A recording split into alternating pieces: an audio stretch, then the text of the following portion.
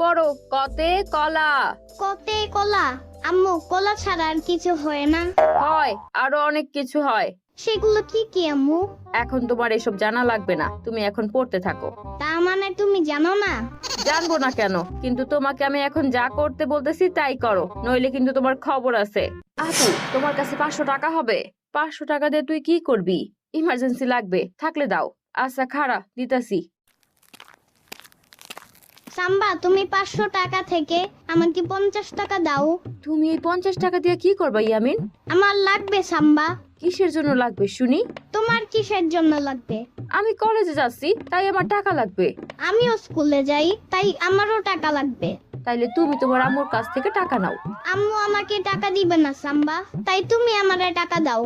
আম্মু তোমারে যে 500 টাকা দিবে, তুমি সেইখান থেকে আমারে 50 টাকা দাও সাম্বা।